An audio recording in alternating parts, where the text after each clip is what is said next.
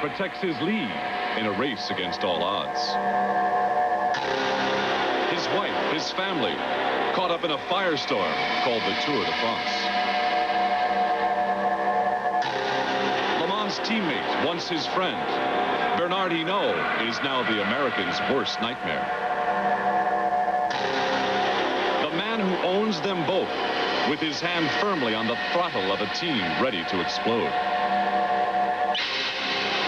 An angry young man from America has grabbed hold of a race that will not let him go.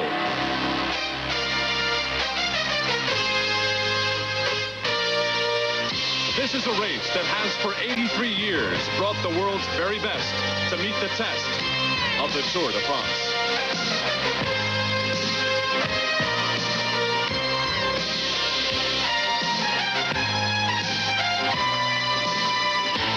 Dressed in yellow for the first time in history, an American carries cycling's prized possession on his back. Greg LeMond has arrived and is beating the Europeans at their game. But riding in his way is a man who had pledged to help him win his first Tour. Five-time winner Bernard Hinault has let it be known he is off in search of a record 6th victory. Since it all began July 4th, their journey has taken them all over France's most beautiful countryside. 2,525 miles for 24 days.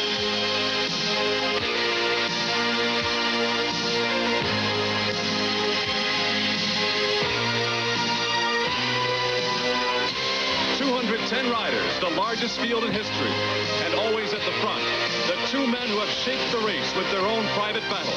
Bernard Hinault and Greg LeMond have taken aim at one another in this high-speed war on bicycles.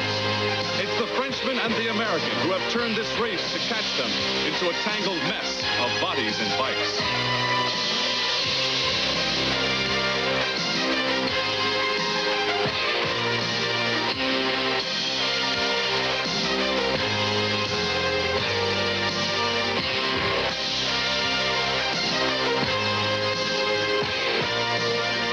Today, they crown the champion of the Tour de France.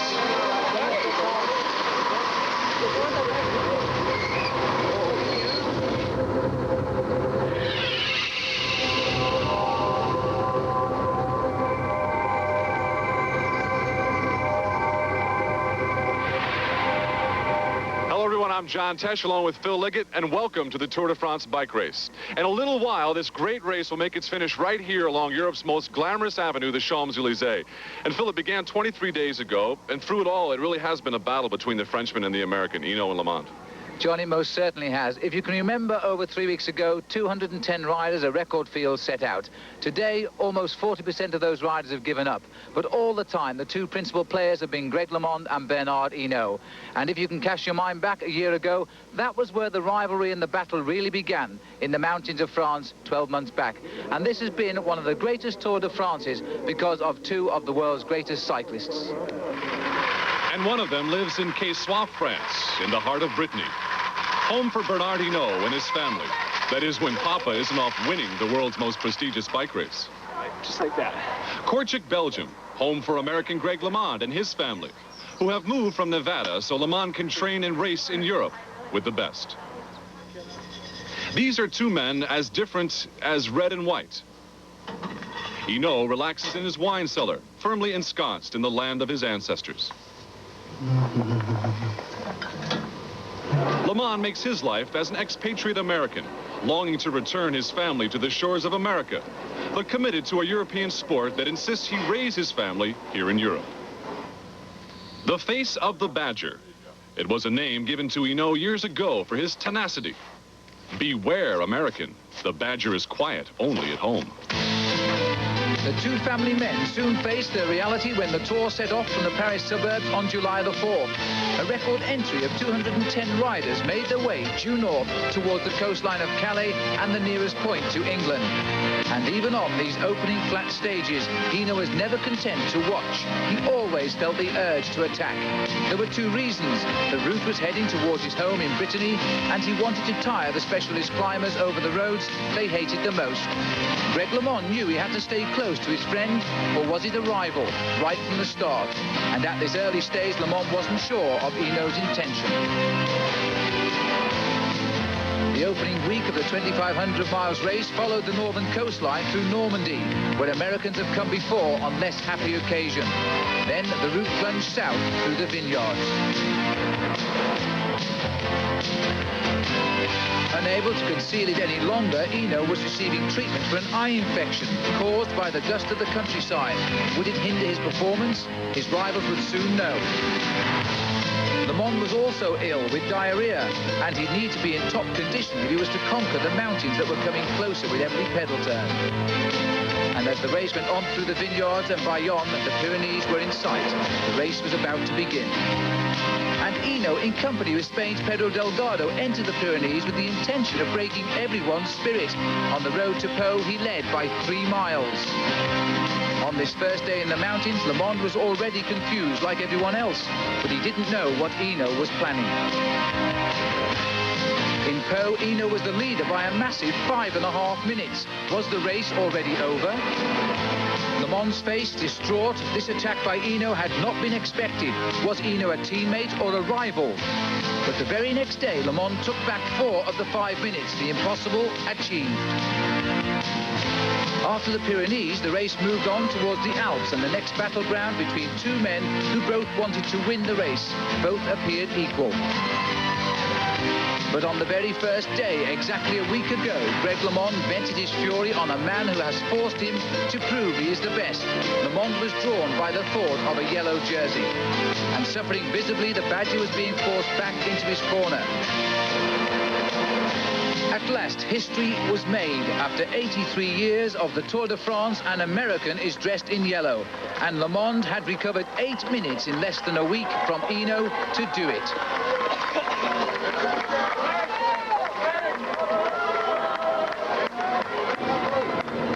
And so it was last Sunday that Greg LeMond stood in the yellow jersey. But still, one more week of racing remaining through the Alps and a crucial time trial.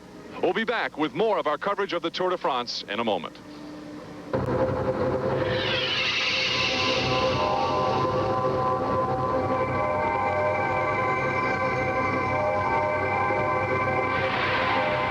Bernard Hinault in the sunglasses, Greg LeMond behind him, and on the left, the boss.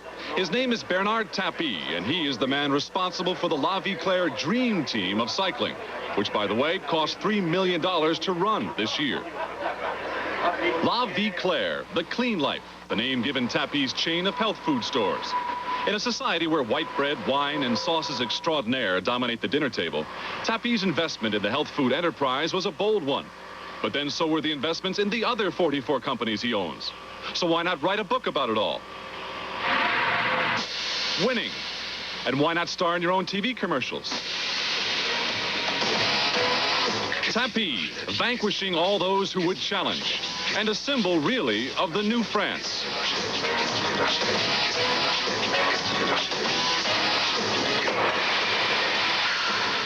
Mais qu'est-ce qui vous fait marcher? Moi? Je marche à l'avant d'air.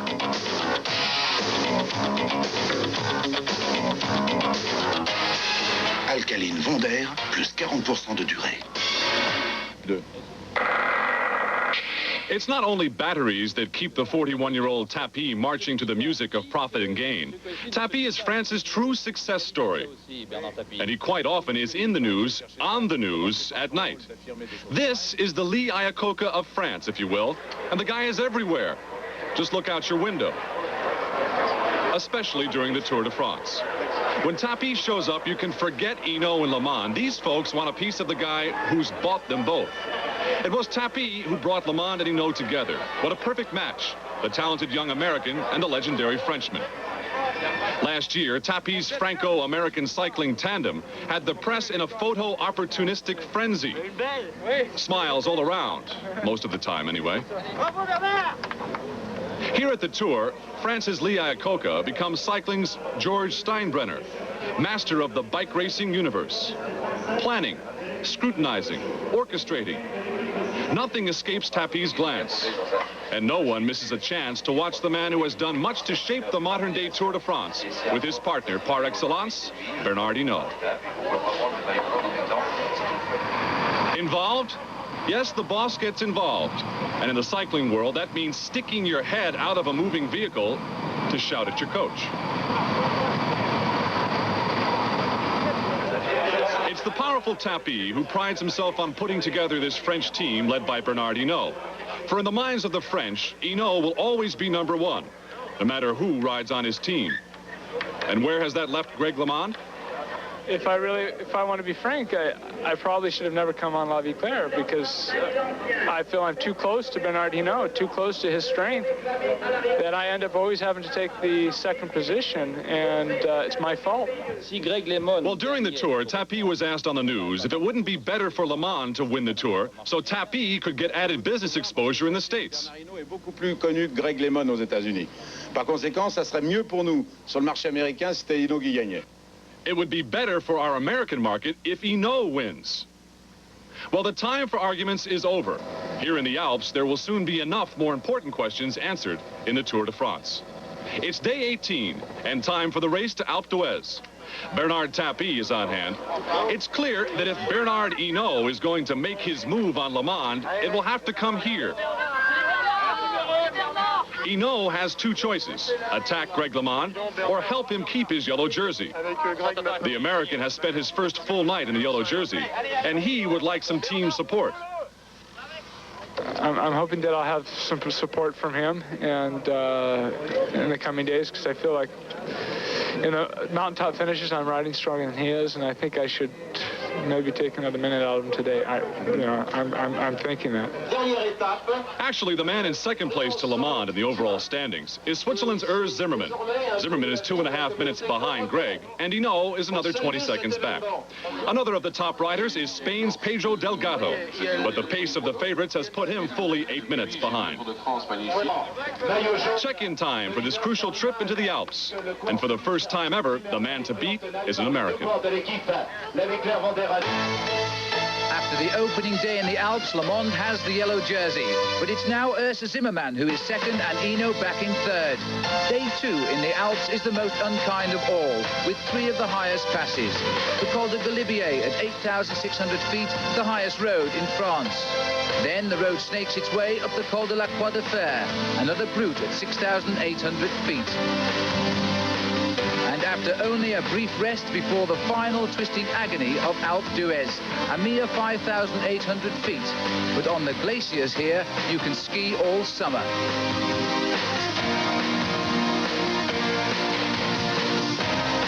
Packed together, the field head off into the belly of the Alps, not knowing what the day will bring.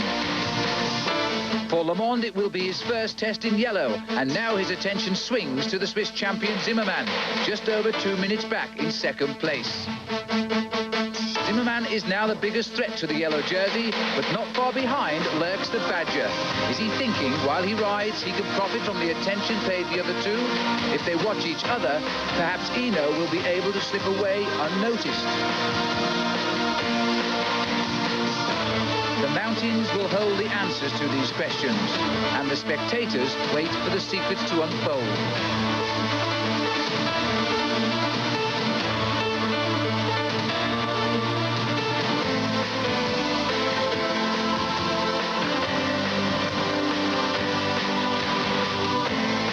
As the air gets thinner and the roads go higher, Hinault is still a force, and with typical panache, he teases LeMond to take the lead. The mountains are a great leveller, but Hinault signaled to LeMond that he won't be content to ride in this pack much longer.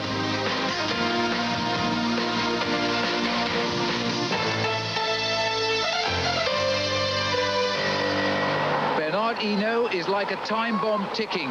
The man who has won this race 5 times, the only question now is when is he set to go off? Zimmermann is a rocket on the high-speed descent in the Alps. Coming into the race, Zimmermann was 2:24 behind LeMond and displays his unusual technique for playing catch-up. The climbers have now become daredevils, and the pace of the race has been dictated by how much risk one is willing to take. Strung out over miles, the pack of 143 takes on the look of a giant pinball machine run wild.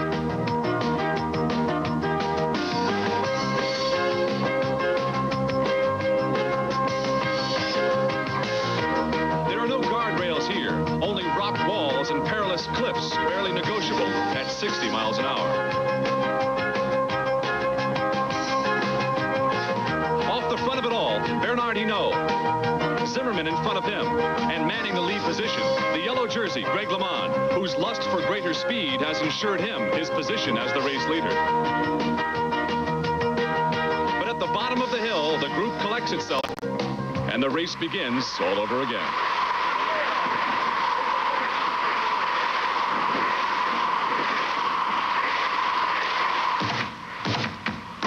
And while Greg LeMond rides close to Urs Zimmerman, the bomb explodes, and Bernard Hinault launches into the attack.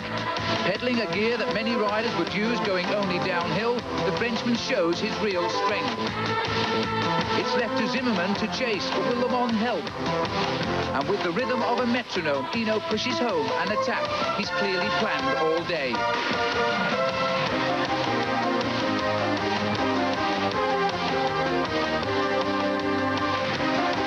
Plays the perfect teammate and rides behind Zimmerman. But what's he thinking? Surely he remembers the road to Po a week ago when Hinault won the day by over 5 minutes. That margin now will cost LeMond the Tour. Zimmerman is now sandwiched between two teammates. The Swiss rider is in isolation and tiring. While Hinault speeds ahead, LeMond takes advice from his team car. And despite Hinault's attack, LeMond seems strangely tranquil. Hinault, free again from the field, rides like the wind. His immediate ambition now is to gain time, and lots of it.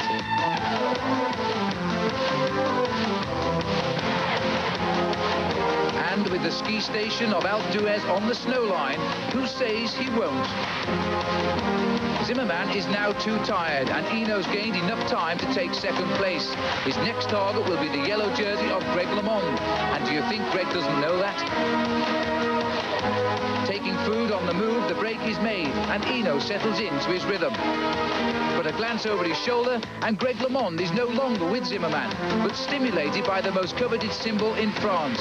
He joins Hinault on the attack, helped by his Canadian friend, Steve Bauer.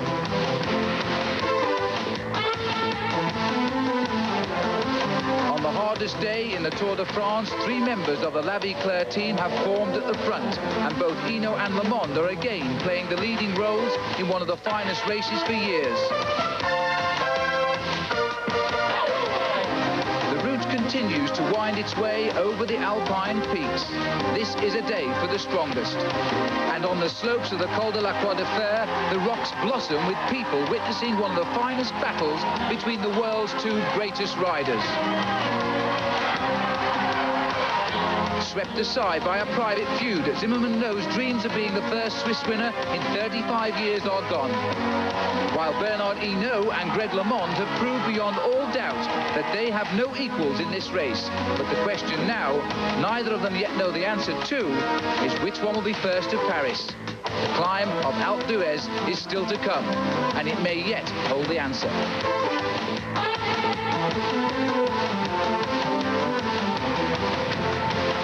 With a 4-minute gap already open today, these 2 men no longer have any other competition except each other. Greg LeMond and Bernard Hinault, one unable to beat the other on the climb to Alpe d'Huez. They now choose to ride as one. Alone together in an arena that all at once engulfs them while not obscuring their superhuman strength. The roaring gauntlet greets these men, each of whom wants to win the Tour de France. But neither can do it alone. It was 1 year ago when LeMond helped Hinault win his 5th Tour. And later, LeMond, who burst into tears after realizing his unselfish act, cost him a chance at winning the Tour de France. And it was a bruised and broken Bernard Hinault who, after having his yellow jersey saved by the American, pledged to help him, to be his willing team ally in this year's race.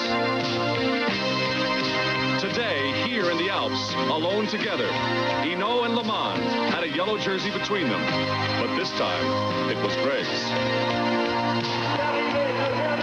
And maybe it was gratitude, maybe a newfound friendship that carried the 2 across the mountaintop finish line, arms raised after obliterating the rest of the competition.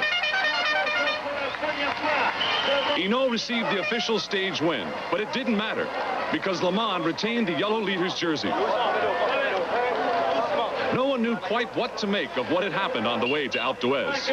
But one thing was certain.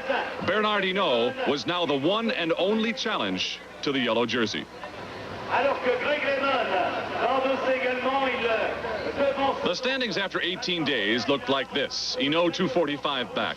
Le Mans' teammate behind him. Reason enough for Greg to be pleased before the next race. That was not the case. I worry about it. I tell you, I'm very paranoid. And, I tell you, I've had sleepless nights the last couple of nights. I'm praying that everything goes well. It's sad that, I mean, I'm winning my first Tour de France, and if I was any other rider, not an American, it wouldn't even be a question I'd win. But there's still a question. Le Mans' paranoia not unfounded. The morning headlines. Hinault declares the Tour is not over.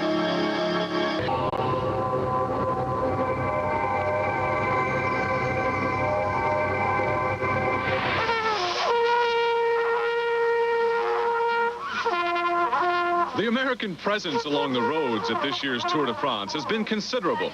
And for many reasons, there has been cause to celebrate the red, white, and blue. The first American to wear the yellow jersey, Greg LeMond, has lit up the sports pages back home. But LeMond's fame has come while riding on Bernard Hinault's French team. Both LeMond and his teammate Andy Hampsten signed on with the team, and up until now, that was the only way for an American rider to make a mark in this sport. And it's been tough on Hampsten, LeMond, and other Americans who have had to move their lives to Europe in order to keep up with the very best. But this year, that has changed. There is light at the end of the tunnel when looking toward the future of Americans racing in the Tour. The American 7-Eleven team has made its mark this year, if at times struggling in the effort to do so. They wear the uniforms of professional bike racers in cycling's greatest race.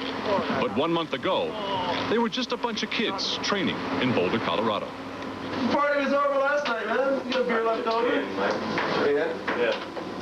This is not your everyday Tour de France cycling team headquarters, but whatever works. Hey, Bob, turn up the music, man. The 7-Eleven America was a bold step for the boys from the States. And even before the tour began, riders like former CBS commentator Eric Heiden knew very well what was ahead. Last year I got to work with you guys in following the tour, and I was scared after seeing the tour and knowing that we might ride it the following year. It's intimidating, you know. I mean, you hear about how hard it is and all that stuff, but we'll find out. Yeah, sure, it's a little bit scary. To tell you the truth, I am a little scared. Playing in the Super Bowl, pitching in the World Series. Well, it's what they were training for while out here in Boulder this June. Eric Heiden, already an Olympic champion, now joined ranks for this new expedition. And Alex Steeda, the only Canadian on the team, what were in his dreams as he trained in Boulder? Did he know that 1 month later, here in France, he would be leading the world's elite out on a solo breakaway, and that his outrageous move would catch them all by surprise and make him the first North American to wear the yellow jersey? No, it was no dream. 7-Eleven was out to get noticed. But good grief, one of their men leading the Tour de France. It built a lot of confidence all around. We're going to do the best job we can to hold that jersey as long as we can. Just want to say hi to everyone in Vancouver, and hope they keep watching, because there's going to be more to come. We're cavemen, what can I say? We're bad to the bone. At least the first day. We'll see the rest of the race how it goes.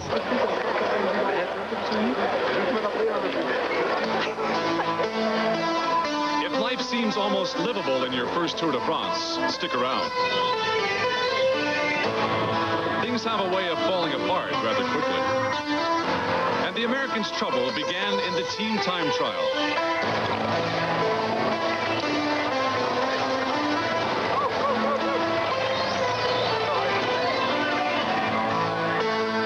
Yellow jersey Alex Steeda. A few hours in the Golden Fleece feels good, but it's a fickle prize indeed. Steeda Lita lost the jersey and was almost disqualified for falling too far behind.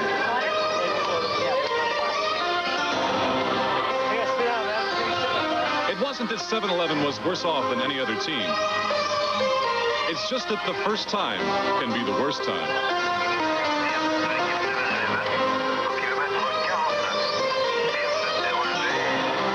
When the race hit the mountains, Olympic champion Alexei Greywall spent time at the front of the pack with the leaders, while his compatriots Chris Carmichael on the left and Doug Shapiro on the right suffered on the climbs with stomach viruses and eventually had to abandon the race. Even Greywall, who had stayed near the front, had enough of the race and those around trying to record it. Greywall was trying to finish each day's ordeal with a case of bronchitis, and it finally was just too painful. Chased and haunted by the ghoulish broom wagon that threatened to scoop him up, Alexei Greywall finally gave in and gave up on finishing the Tour de France.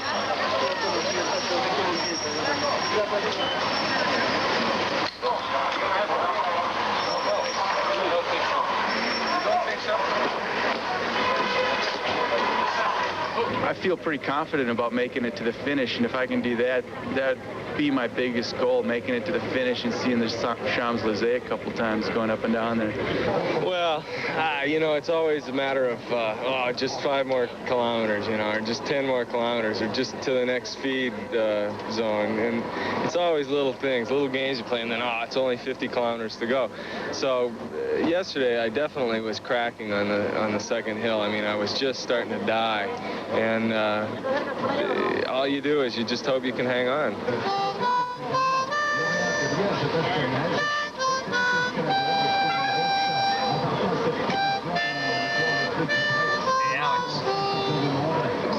You swear to God you can't make it to the top, but somehow you keep struggling over, and it's just one of those things where you gotta survive, and the hills are really steep.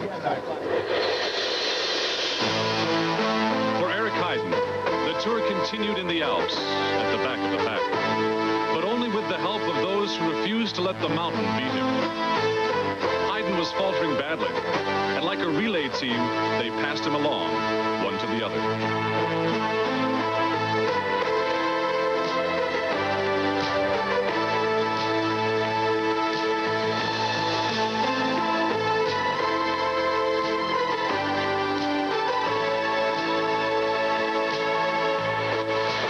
The Olympic speed skating champion, who had gone far beyond the limits set for mere mortals, totally dominating a sport and winning 5 gold medals. The 28-year-old need not prove himself to anyone. But for Heiden, there was one last goal to accomplish before starting yet another life as a medical student. Heiden sought an honor reserved for the world's elites, finishing the Tour de France. In the Pyrenees, he had survived another impossible day in the mountains. Heiden, one step closer. To finish the Tour de France is something that I'll try as hard as I can to do. And, you know, it's one of those things where years down the road, you know, you can sit down with your grandkids or your children and say, you know, I was in that race, you know, the race of races. The race of races, the race of a lifetime. For Eric Heiden and his teammate Davis Finney, the race had only just begun. The climbs were getting steeper and the days longer. The crowds that had roared for the leaders now offered polite applause for the men in a daily routine that looked all too painful.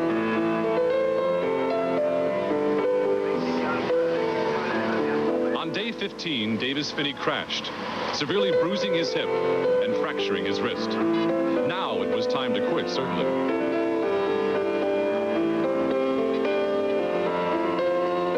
Finney would not hear of it, and he got back on his bike.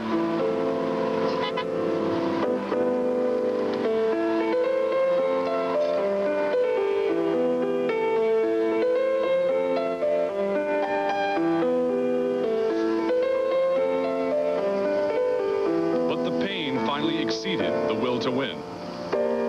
It was over now.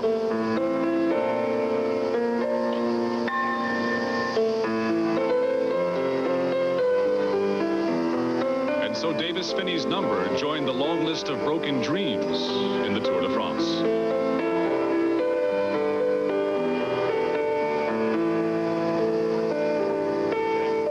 Wasn't it only 1 month ago when Boulder's Davis Phinney was on top of it all in his world back in Colorado? All right, Boulder fans, come on, join us out here in the streets. Let's celebrate the way we do it over, especially when Davis Phinney wins. Come on out, ladies and gentlemen.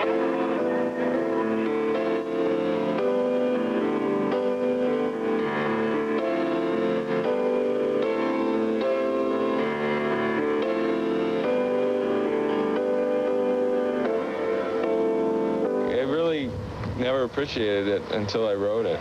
And so, I mean, now here I am lamenting, you know, thinking back about all these memories, and I just wish I could think forward to tomorrow's race. That's really all I wish I want to do. One day later in the Alps, there was another call for the ambulance. It was Eric. He had crashed during a descent and had struck his head. It was, for all of us, a frightening moment.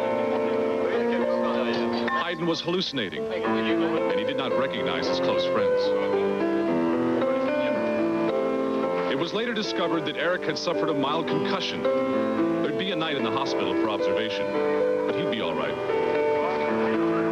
The race was over, though.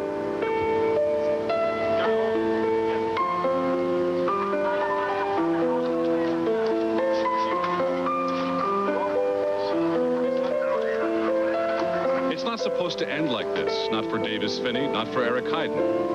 It's not supposed to slip away that quickly. Not when only minutes ago you were pitching in the World Series, playing in the Super Bowl. Trial in the Tour de France. Bernardino has announced he will try to beat teammate Lamond here and now. Because he's attacked me from the beginning of the Tour de France. He's never helped me once, and I don't feel confident at all with him. That's all. Greg LeMond's friend and ally now exists for the American as the enemy. Hinault's hunched frame on the time trial platform. Is this truly LeMond's nemesis? You know, you never know what can happen. I can crash flat, so I feel really strong. I don't think there should be any problem. In his world of meditation and isolation, the Badger is perched to lay waste to LeMond and the Tour de France.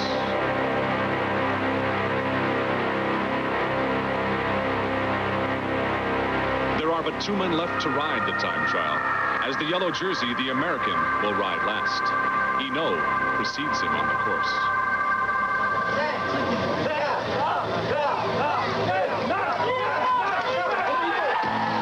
If Hinault has any hope of beating Lamond, he must do it here in his speciality.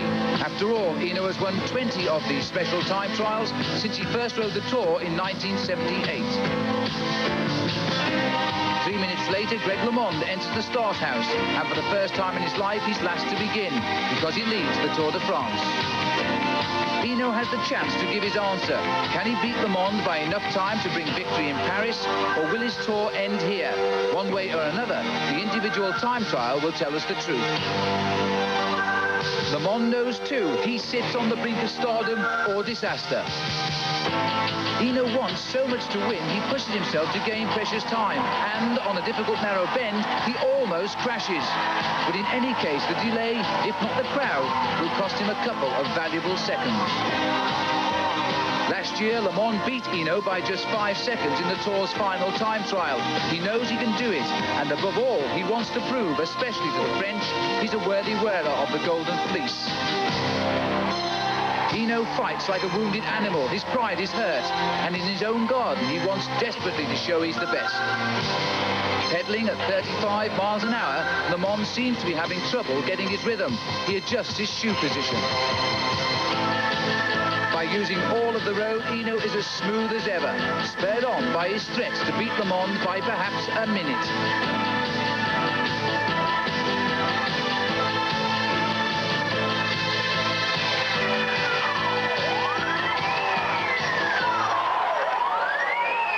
LeMond has crashed on a tight turn and is in a panic to get back on his bike. An aide from the team car runs to give him a legal push. Did you hear about the crash?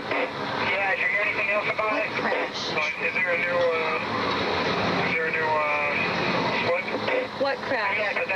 Greg's wife and mother were watching live French TV, which at the time was not covering Greg. Word that someone had crashed came over a walkie-talkie. What? Crash. Le Mans was all right, but not everyone knew it.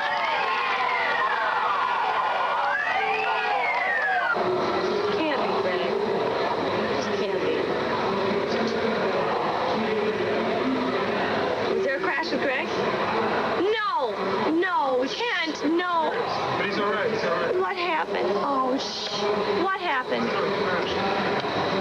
What do you mean he's all right? What? Crash between kilometers 30 and 40. He's all right. But is he still riding?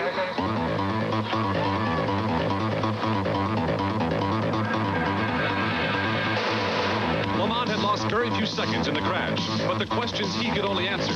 Was he injured? Had his paranoia finally gotten the better of him?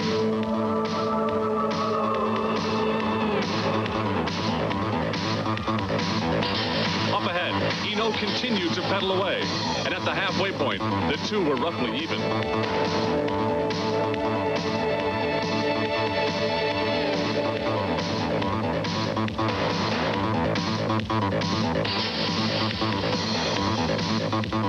Le Mans has asked the team car for a wrench to adjust his brakes damaged in the fall. The brakes are now locking against his front tire. If he used a wrench himself, he would breach the rules, and the team car refuses. Le Mans is asked to pull over and change bikes, but he continues to pedal.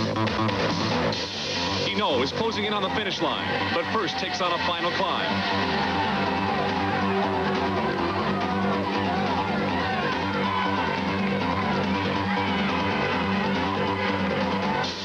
Le Mans finally gives in and agrees to a bike change, losing more time.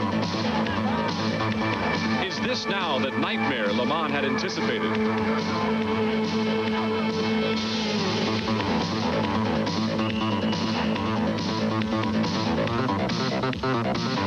Up ahead, Hinault is in his final sprint to the finish, along the very road where exactly 1 year ago, he was in the yellow jersey and almost lost the Tour in a bone-crushing collision with the pavement. But today, there would be no mishap for the Badger. And at the line, he caught the rider who had started 3 minutes ahead of him.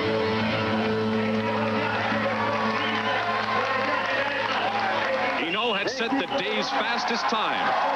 This tough, handsome Breton with the nerves of steel had turned in the race of his life. And the ultimate challenge to the man in the yellow jersey.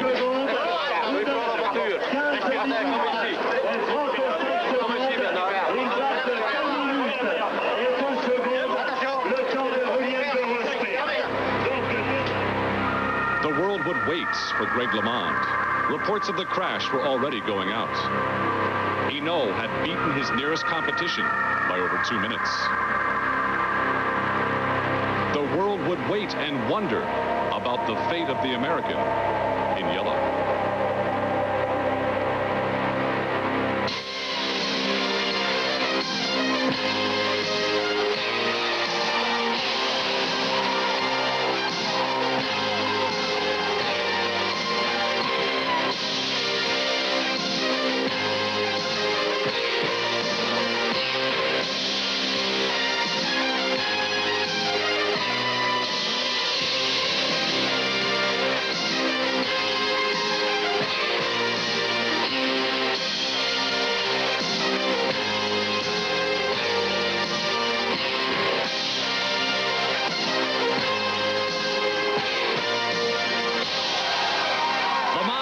His ride against all odds. Hinault had beaten him, but by only 25 seconds. The American would still be in yellow. His wife, Kathy, managed to burst through the crowd to find him. It was an emotional moment played out in the middle of an overpowering crush of reporters that eventually became too much for Greg to handle.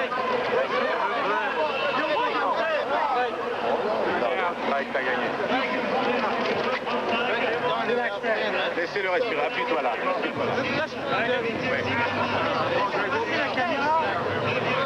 The standings after 21 days. Bernard Hinault, 2 minutes 18 seconds behind Le Mans, after one of the most emotional races in the history of the Tour de France bike race. just killing himself to win this thing by himself with no help. And I don't know what to say.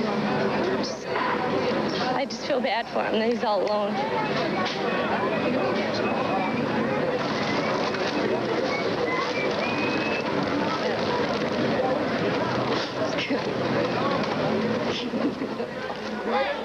You would be hard-pressed to find a cyclist wearing the yellow jersey not wearing a smile this late in the Tour.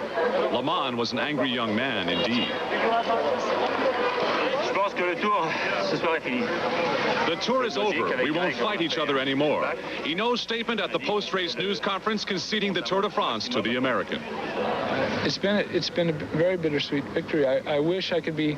I think when I get to Champs-Élysées and it's over, I'll be happy. But it's hard to be happy right now. And there's so much pressure, so much tension in the air. It's been difficult. Paris. The grand prize awaits Greg LeMond. I'm John Tesh along the Champs-Élysées. The race finished here about 1 hour ago, and wouldn't you know it, Greg LeMond at the beginning of it had some problems. Here's a look at what happened. LeMond had crashed and asked his team vehicle for a bike change. The rest of the pack was wondering where was Greg LeMond. Well, LeMond was not hurt, and the yellow jersey got quickly back on his bike. It was Bernard Hinault, the man in the polka dot climber's jersey, the 5-time winner of the Tour de France, who was able to lead Greg back up to the front and along the Champs-Élysées. 158 miles, and it was Hinault just behind the Maillot Jaune Le Mans, 6 times around the Champs-Élysées in Paris.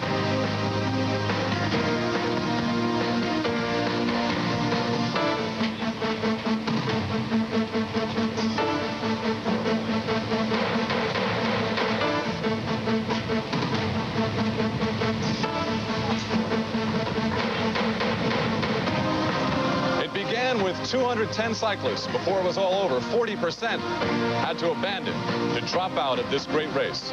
But when it was all over, it was Greg LeMond who finished here along the Champs-Élysées in yellow. The first American to win the Tour de France bike race. Andy Hampsten finished 4th. The best American on that 7-Eleven team, Bob Roll, 63rd place. Well, Greg LeMond just left us here. He had to go to a team meeting with the mayor. Here's what he said when we talked to him. Greg, congratulations. There was a time when we talked a few days back when you didn't think you'd be able to make it down the Champs-Élysées. There was so much turmoil. Are you still angry? No, I've gotten over it, but there was so much tension in the air between me and Hinault, and it was only normal that I had that much. I mean, there were several times he wasn't quite frank with me, and I wish he would have told me what his plans were. And had he told me out in the open that he wanted to win the Tour, I would have approached the race completely different, and I wouldn't have been so nervous. It looked to me like the French have finally accepted you as a true champion. The last few days there, we weren't hearing Hinault anymore. We were hearing Le Mans, Le Mans. Yeah, because I think in the time trial, I proved that I really should have won the time trial without my crash on my bike change. And the time trial is really what we call the race of the truth. I mean, there's no team tactics. There's nothing involved. It's just the strongest guy wins. And it came at the end of the Tour de France when that's the truest test of all, at the end of the Tour de France. Well, I want one last question. Truly, how excited are you about winning? It hasn't even sunk in. I mean, it's like, I don't know, it's like combining World Series, Super Bowl, everything into one thing and winning it, and not even, I mean, there's so much going on right now, so much press, so many people that I have to get back into my homeroom with my wife and sit back and think about it before I even realize what I've done. It was great to see her unparalleled support of you, too, throughout the tour. Yeah, she's my biggest supporter. Congratulations again. All right, and good luck. We'll see you here next year. Back here live in Paris, and again, my congratulations to Greg LeMond. It's time to draw to a close my 4th Tour de France here on CBS Sports. There are a lot of marvelous people who worked very hard to bring you these shows, and I think they did a marvelous job. I embark on a new adventure now, leaving CBS Sports. I leave you in their hands, very capable people. So long for now. I'm John Tesh.